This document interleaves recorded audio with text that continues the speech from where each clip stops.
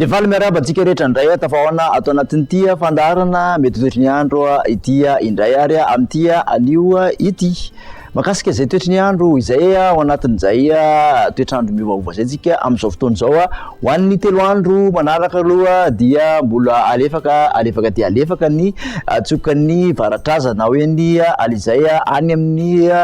faran'ny herinandro any kosa zany hoe ny lahady moa zany raha marimarina kokoa dia isy fidinana tapoka ny maripana amin'iny avoatany sy morotsiraka atsinanany satria dia somary mazovahana kely indray zay tsokan'ny alizay zay ho an'ny manomboka sabotsy hariva ary mahazo ny alahady maraina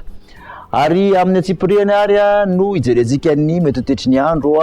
ny maraina aloha zany ho an'ny rapitso de mbola isy ny andianjavana na hoe ny zavotany ny voamaraina ho an'ny ampovoatany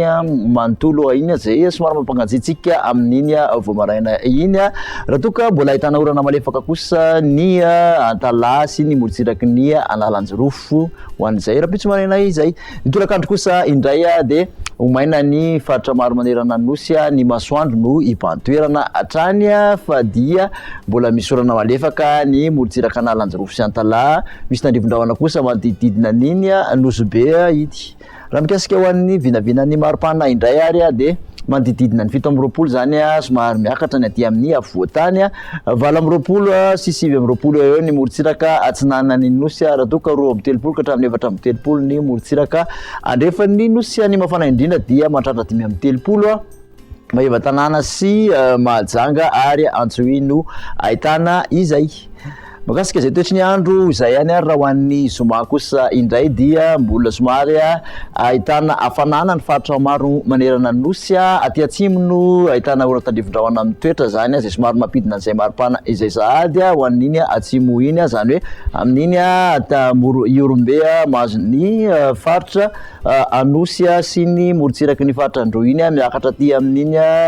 faritra atsimo atsinanana iny izay orana tandrivon-drahona zay mbola ahitana tandrivon-drahona ihany koa na izany ary manodidididina nosy be iny atrany mandraondraona aty amin'ny antalasy analanjyrofo fa de ipantoerana ny masoandro any amin'ny faritra sisa ny maripana raha ho an'izay zoma zay de manodidididina ny 20 ny aty amin'ny faritra ampovoatany 9 sy 20 eo ihany koa ny morotsiraka atsinanana 2 ka hatramin'ny 5 ny morotsiraka andrefan'ny nosy somary tafakatra hatramin'ny 5 koa ny aty amin'ny faritra Morondava amin'iny Morondava iny ho an'izay zoma izay mafana indrindra zany de ny faritra Menabe